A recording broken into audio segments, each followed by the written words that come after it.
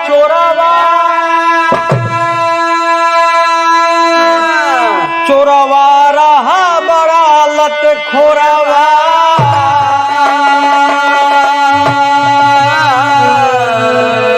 लत खोरवा का की अय्या रोज करई परेशान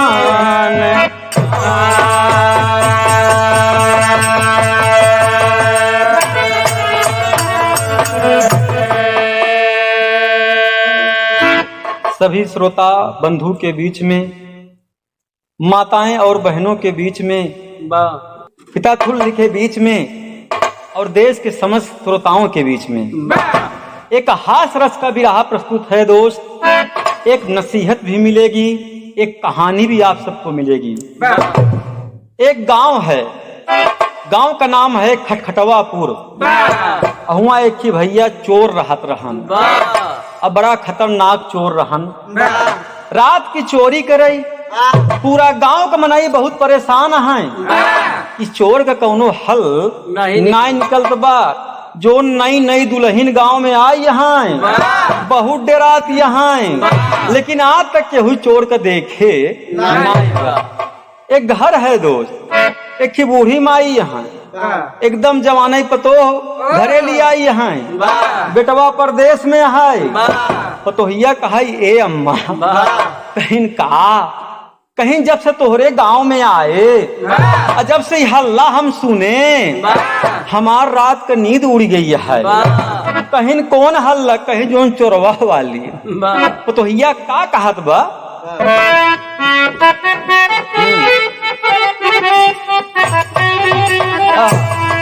पतोहिया कहा जो मास्टर साहब कहा कि रतिया की चोरवा करेला निहोरावा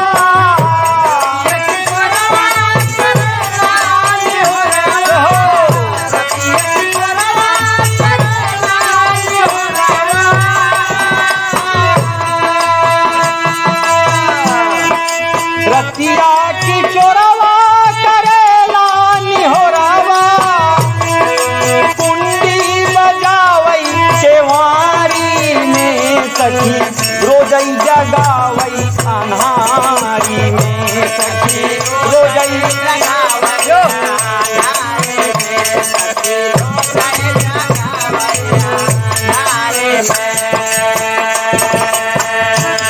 ए अम्मा जब सब केहू खाई के घरे में सोई जाई थी, तीरथिये की आवत है, आराम से कुंडी बजावई लागत है। हम सब डर के मारा वही में हु हाई घबराई लागी थी। कहीं काहे बड़े पतोहिया कहीं जान ले अम्मा, दिन भर काम काज करी थी, मन में आवत शाम के आराम से खाए पी के सोई रतिया भगवती खारा आए के लागत है परेशान करे। बाबूजी पतो क्या कहती है अपने अम्मा से, पीरा बदन होला घेरे निगरिया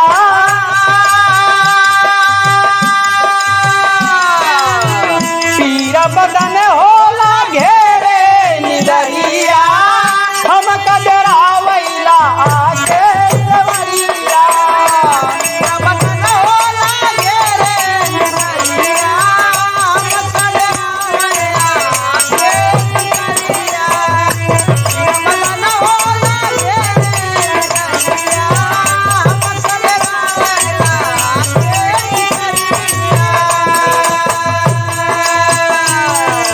सवरिया।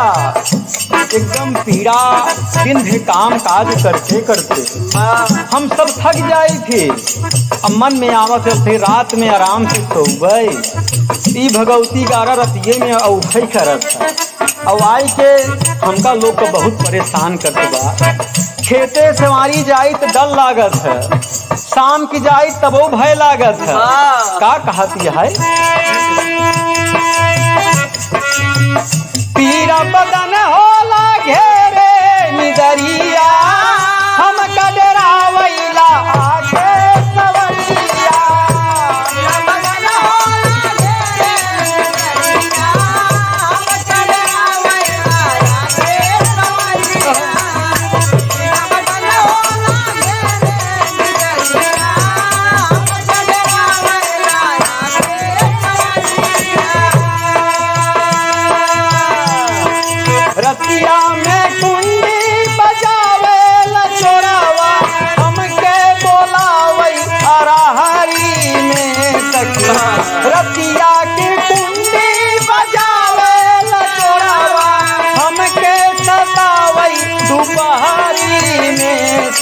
सखी रोजई जगावई अन्हार।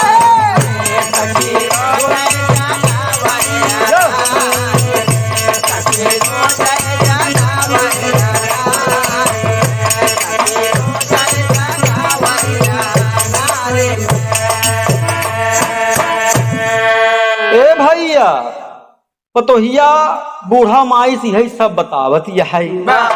गांव में आप सब देखे होया जोन चीज का मनई हवा में फेंक देथिन ओकर फायदा दूसरे आदमी उठावत है।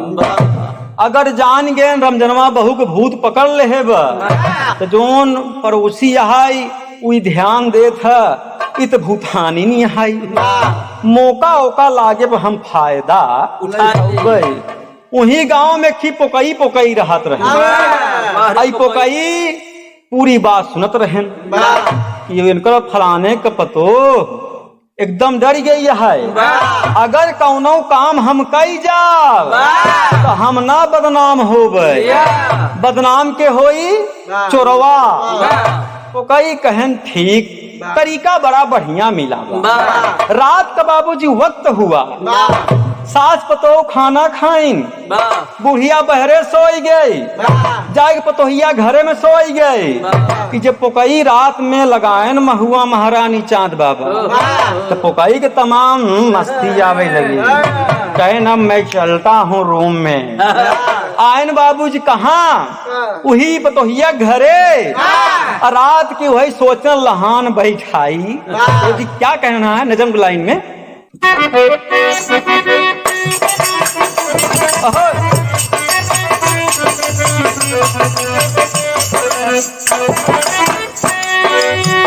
चर्चा चारों ओर चोरवा के चकोरी का। चर्चा चारों ओर चोरवा के चकोरी का। पोकई सोच रहा मूर्ख लगल गोरी का।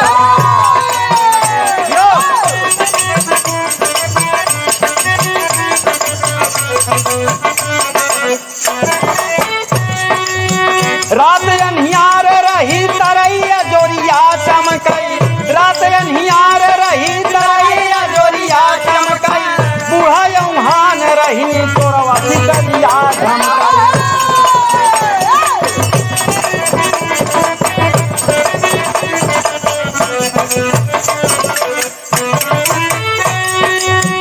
अय्या लात मारी चोरवा गादलानी में।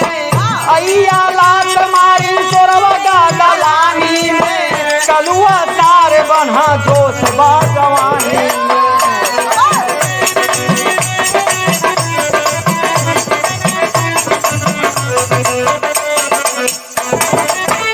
पोकई सोच रहा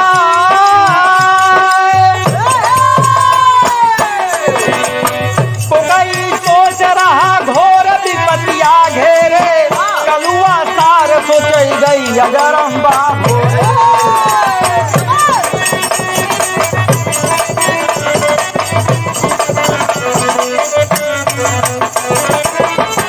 ए भैया जब रात में खाएस पिए से अब एका का मालूम पतोहिया कहाँ सोवत है।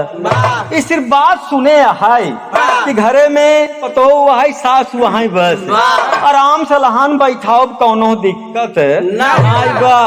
पोकैया बेचारा बुढ़ापा के अवस्था में माई बाप बचपन में बियाह जरूर करे रहन। लड़किया उड़किया रहन लेकिन दुल्हन नाई रही। वह लगा सोचे कि बहुत दिन हमहू को होई गे भैया। समझता है ना। मतलब चली कहूँ लहान ही बगलई बैठाई ले। घरे आए पहुँचा। हे मास्टर घरे आए पहुँचा। अब ओका का मालूम बहरे के सोवत बा।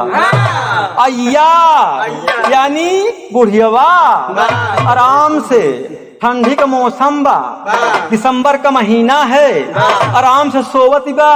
इतने भैया का पोकई सोचत हैं कि होय न होय यही पतोहिया बा। एक बात आप सब जानते ही है इश्क न जाने जात कुजात।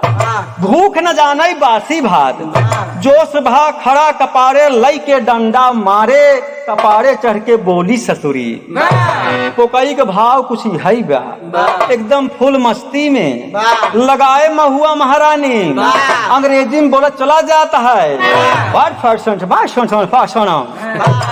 अब जनता यह भाई बेवरा का अंग्रेजी नहीं समझ में हाँ हमहू कर है ट्यूशन ले कुछ दिन हम कहे ई अंग्रेजी हमरे पल्ले न पड़ी हम लौट आए। पोकैया ही मस्ती में बात कि झूम बराबर झूम शराबी, झूम बराबर झूम बराबर झूम शराबी, झूम बराबर झूम। अब पोकैया का मालूम बहरे के सोवत बा, अय्या सोवत रहीन। पोकैया जहाँ को एकदम पैर वाला स्थान होता, बुढ़िया टांग फैलाए सोवत यह आई। पोकैया आराम आराम मास्टर रजाई उठावत बा गोरवाड़ी तरफ से कि होय न होय दुल्हनिया इहैया। जब पोकैया उठाए से बुढ़िया तनी के औहाते रही जानला, औहाई खुल गए, वहीं से खींच के एक लात मारे से। अरे भैया गाँव वाले, अरे आई गवा। अब पोकैया डर खमारा भागे थे भैया, भाग के कहाँ पहुंचा दलानी में। देखा है दलानी में एकदम करिया सार बनहब बेचारा कलुआ ओकर नाम रहन बनहबा। पोकई पहुंच गए, अब पोकई का नाई मालूम पीछे सारो गोसाई हैं। अब कलुआ सार लगा सोचे लागत गैया भोरहारे का बेला एकदम मतलब मौसम में बा। अब पोकैया का मालूम कि पीछे हमरे सार देवतो खड़ा हैं। कलुआ सार कहे से बहुत दिना बाद हम पाए है। अब आपन तनिक लहान बैठाई ले, ठंडी बहुत जोर लागत यह है। तो जी क्या कहना है खाटी प्रयागराज में आए हाय। अरे राम दलनियाई के बीच, अरे राम दलनियाई के बीच कलुआ का ईगा घोटाला। दलनियाई के बीच कलुआ का ईगा घोटाला, दलनियाई के बीच कलुआ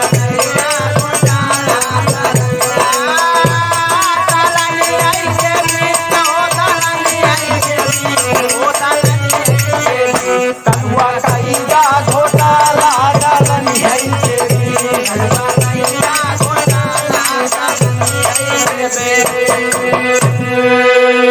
कलुआ यही विचार कर रहा लगे रे मास्टर कि होय न होय ई गैया जोन डेली हमार बात नहीं मानत रही, आज बिना कहे अपने फुल फॉर्म में आई है। क्या कहना है?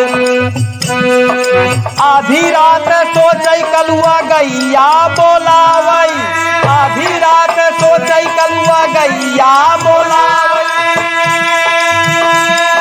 पोकई रहे निहुरा छोड़ देहल से मसाला, दलनियाई के कलुआ गैया घोटाला, दलनियाई के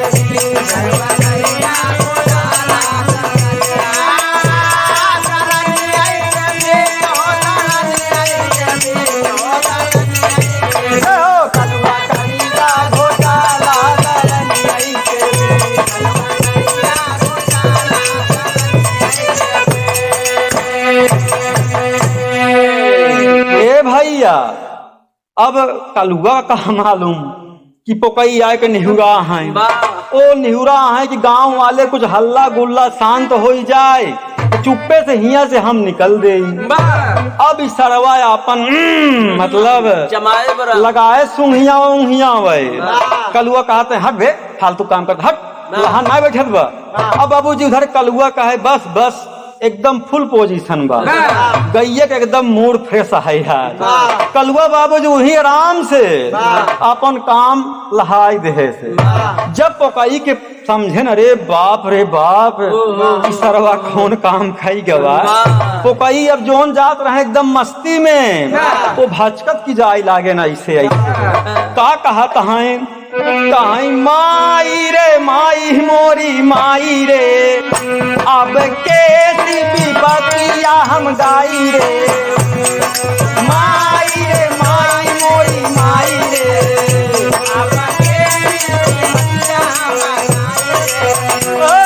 माई रे माई मोरी माई रे, अब कैसी विपत्तियां हम गाई रे। पुकैया कहत रहुआ मर्जी, अरे गाय होते दूसर बात होते, ई बतावा कलुआ सार सार एकदम खावा पिया, ऐसा काम कई दे हम अपने काम बड़े खाई रहे, खुद ही हमार काम बनाई दे। का कहत बा माई रे माई मोरी माई रे, अब कैसी विपत्तियां हम गाई रे।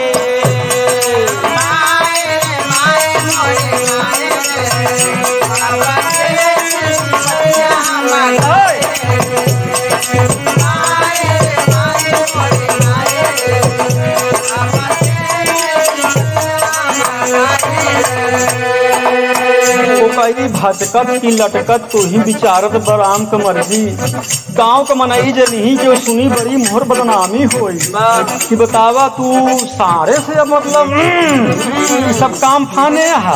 का कहथिन कलुआ सारावा देह बनी हुराई रे, अब पीरा बदन ना समाई रे, कौने वैद हकीम का देखाई रे। हाँ हाँ माई रे माई मोरी माई रे,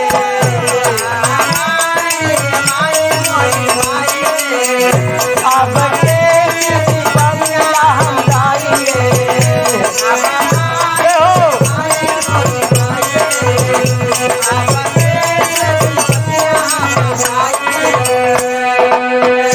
ए भैया मास्टर अशोक भाई तो ध्यान दा, अब बेचारा पुकई अचकत भचकत लटकत कैसे निकला जात बा गाँव के मनही से नहीं। अब कौने बहस से हम बताऊ भाई कि दवाई हमार कहाँ करा तू, ऐसार बना खाम कलुआ सार कई खवाबा, अब कैसी दर्द बताई आपन बाबूजी। क्या कहना टेरी के भाव में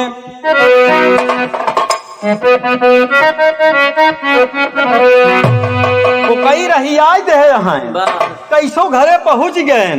क्या कहना है अरे मोरे राम दर पर से झूठ बोला ना गया, हाँ दर पर से झूठ बोला ना गया, अरे मद मस्त जवानी सदा रही है, दर पर से झूठे बोला ना गया।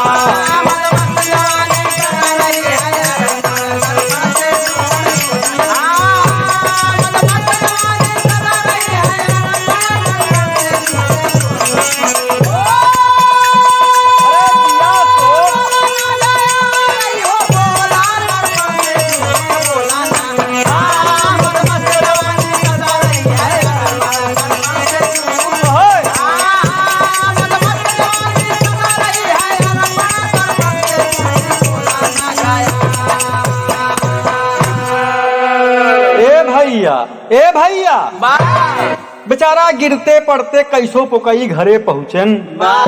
एक ही आपन साथी बोलायन, कहन भाई दवाई लिहाई दे, कहन के थक दवाई, कहन कल रात में गरहे मछरी मारे, हमारे नीचे टंगना सार फंस गया, कहन ओकर दवाई, कहन हाँ हाँ हाँ गाँव भैया दवाई उवाई लई लेहन।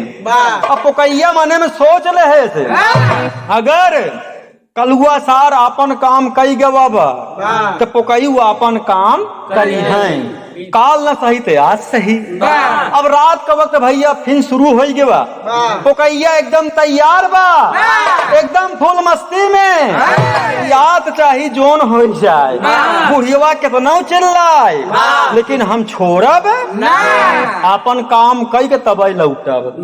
हे भैया पुकैया एकदम फिर बनाए मौसम, लगाए 70 वाली, रास्ता में चल रहे रात में, और का गावत जब कहता डोंट बकैती नो बर्दाश्त, ज्यादा बोलबा झूठा लात, डोंट बकैती नो बर्दाश्त, ज्यादा बोलबा झूठा लात।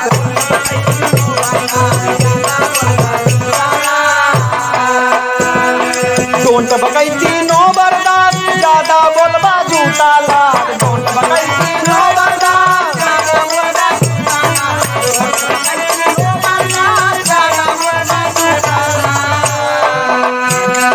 टोंट भकैती नो बर्दाश्त ज्यादा बोलबा जूता लाद टोंट बकैती नो बर्दाश्त ज्यादा बोलबा जूता लाद टोंट बकैती नो बर्दाश्त ज्यादा बोलबा जूता लाद।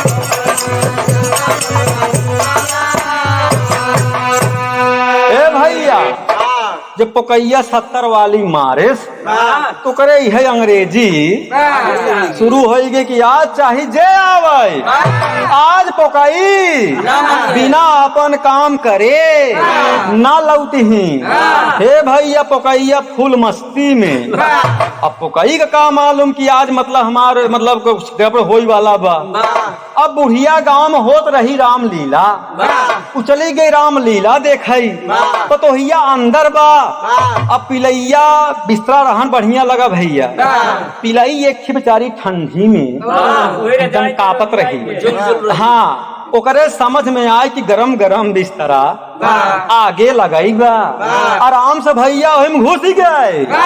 पिलैया जब तनी गरमान रजाई के सहारे तो करे समझ में आए अब हमारे ठंडी ना लागी।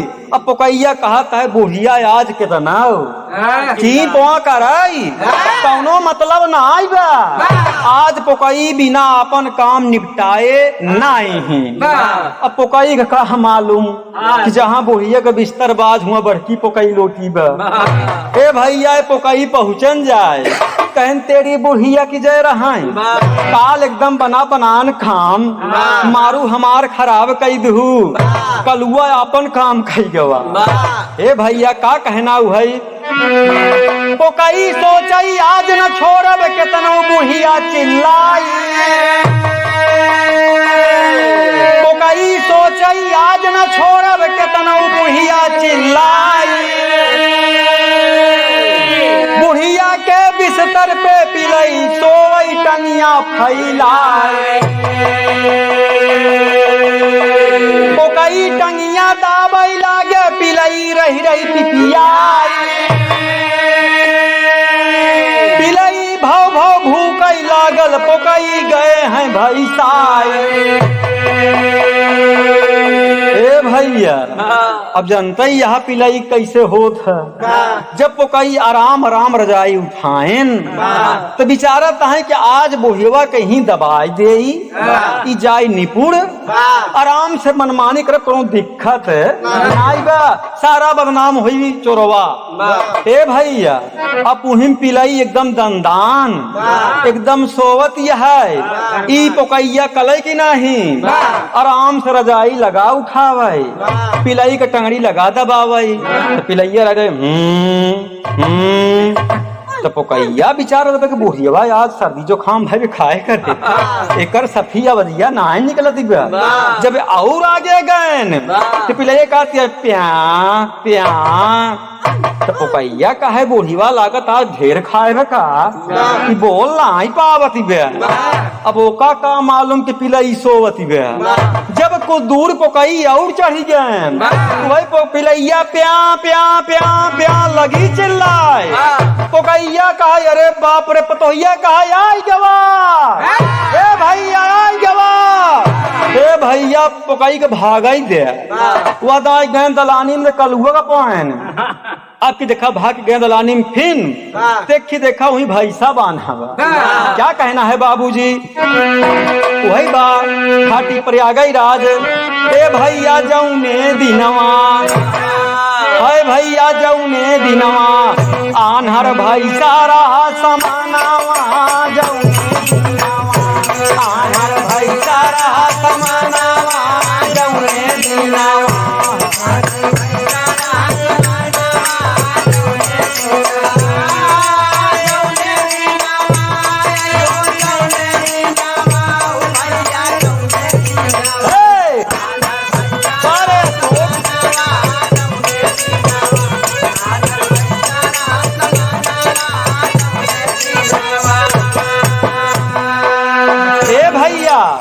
पकई उन्हीं दलानी में पहुंच गए अब भैसा तो बन्हा बा लेकिन दोनों आंखों का अंधा है। ओकरे समझ में आई कि हमारे रहते हुए दूसरा भैंसा कैसे यहाँ आ सकता है। अब ओका का मालूम देखता ही नहीं बा कि मनैया के जानवर आई पकैया कहे अरे रमुआ खमर जी काल तक गए कलुआ से मतलब पिंडा परवाए आज ही कहाँ आई गए रमुआ कमर जी। अब भाई सवा विचारत बा कि देखा था कब से हम खुद ही रहे एक सुनते ही ना इन भाई से ई सरवा नवा भैसा कहाँ से आई गवा। ओकरे समझ में आई हो न हो आज कौनो मर्द हमका मिला बा भले हम काना यही भैया चा देखा जान ला काना मनई काना भैसा बहुत दिमागदार होती बहुत हरामी होती। हे भैया अब पोकैया एकदम पोजीशन में भाई सब कहे रुका सारे तो हुका वही हम बताई थी। क्या कहना है बाबूजी। पोकई चोरवा थर थर का पैकाना बना है भैसा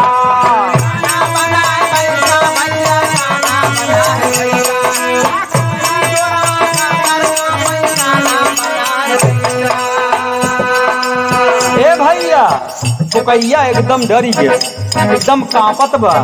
फिर रमुआ के मर्जी काल तक कलुआ लहाए रहन आज का होई भगवान नहीं जाने पता नहीं कहाँ चला आई है एकदम अनियारा बा। ई बरे कहे पोकई चोरवा थर थर का पैकाना बना है भैया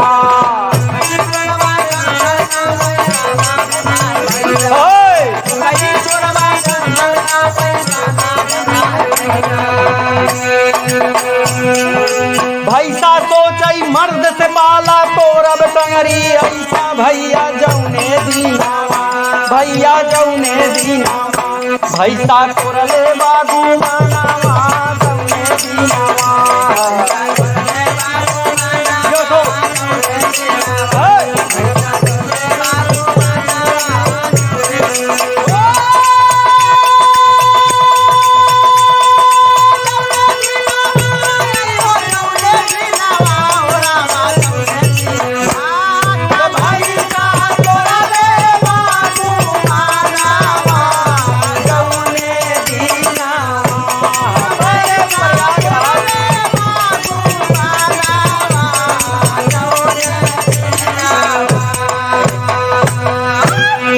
भैया खूटम बन्हा भैसा लगा वही में अपन दाएं बाएं करे कैसो रस्सी तोड़ी जाए पोकई के जान ल सिंही के बले निहुर कैसे उठाई दे उठाए के फेंक दिया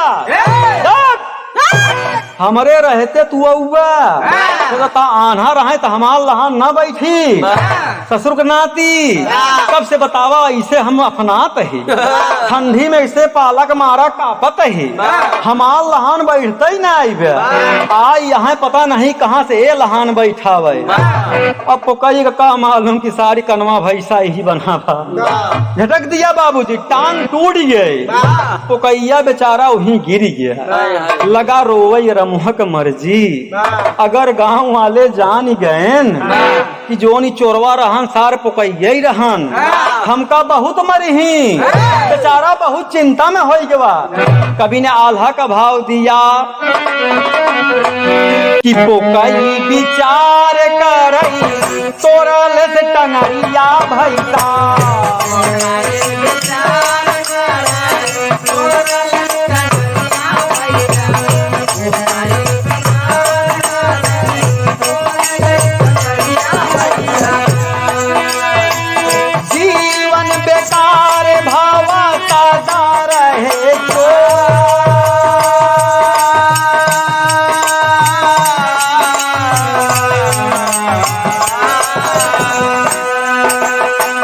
चढ़ली जवनिया रहली कैले नदनिया भैसा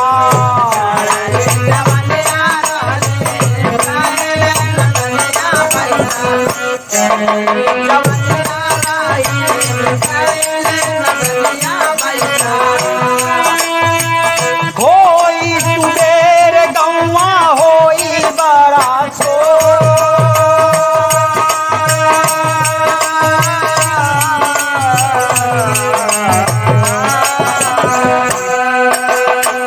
सब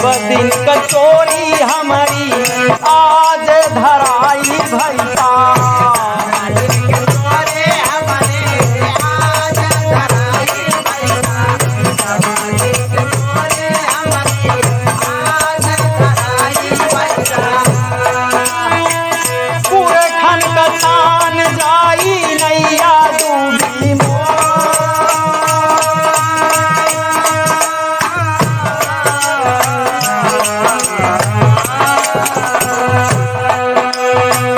भोले त्रिपुरारी आवाज बुधा में मचाए भैया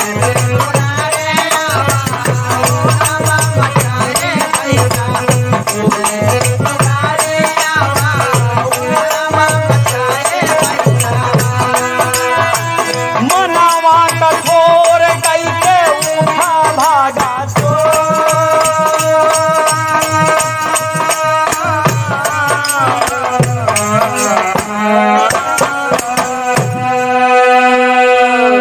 भैया पोकैया कहा हे भोलेनाथ अब हमार रक्षा करा आज ही हम नई नई शुरुआत चोरी करे रहे हैं तरीका नहीं रहन मालूम हम सोचे चोरी तो मैं करब मैं अपन लहान बैठाऊ फंसी चोरवा लेकिन देखा था दो बार ट्राई करे एक बार सफलता नहीं मिली हम जौने कामे बरे मोर एक नहीं भावा उल्टा हमारे ही काम हो गया भैया देखा टंगरू टूट गए तो एक शिक्षा मिलता दोस्त अगर किसी काम में आप माहिर नहीं हैं तो पहले जाओ ओकर कोचिंग कई के आवा ओका सीख ले नहीं जोन हाल पोकई के भावा यही हाल तोहरो होई और ध्यान दे अगर गांव में निकला है मुनोचवा तो ध्यान दे वो मौके फायदा जिन उठाया अगर पकड़ जावा तो कई सारी यही हमेशा रहा मुनोचवा तो अपन बदनामी आप सब ना करावा देखा एक शिक्षा मिलता बढ़िया बात कि कहीं तनी गलती में भैया तनी जवानी के भाव में आज पोकई बहक गए टंगरी टूट गए घरे मोहताज हैं भैया पंधारी के भाव में कहना है क्या कहना है दोस्त आज पोकई घरे एकदम बैठा हैं दाना पानी बड़े मोहताज हो गए बेचारू क्या कहना है अरे पोकई होई के लाचार आज घरवा बैठे अरे दाना पानी का मोहताज भये लइकाई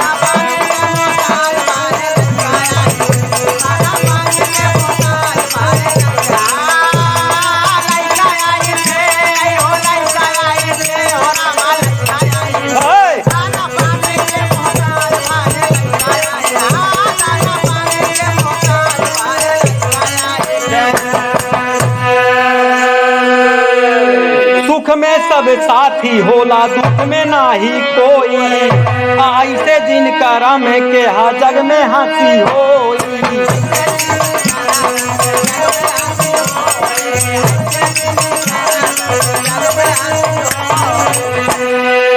अरे अपने हाथे आँखी फोड़ा दोस्त दूसरे का मैठे अरे अपने हाथे आँखी फोड़ा दोस्त दूसरे का मैठे अरे दाना पानी का मोहताज भये लइका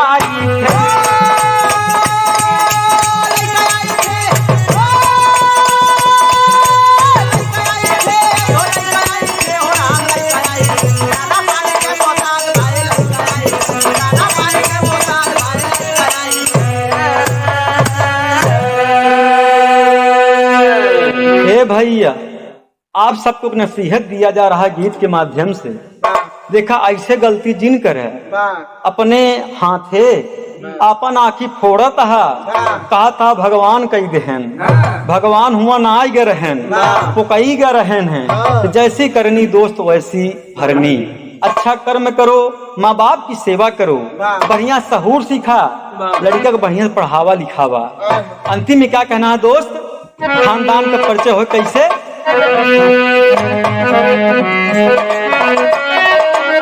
बिरहा से आप सब बढ़िया नसीहत ले है और बढ़िया बढ़िया हमार बात जी अपनाया पोकई वाला काम जिन कर है दोस्त नहीं जान ले इसे बुढ़ापा में बैठा रहा लड़कियों ठेंग दिखाई क्या कहना है राम आधार है दर कई बगिया सदा करई प्रकाश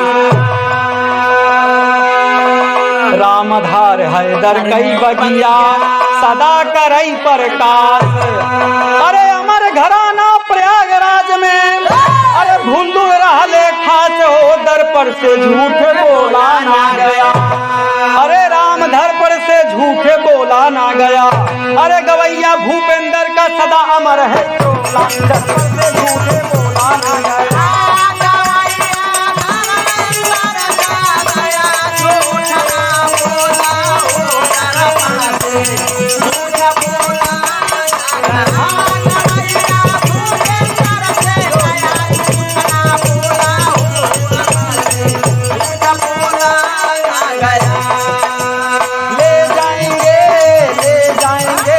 वाली दुल्हनिया ले जाएंगे,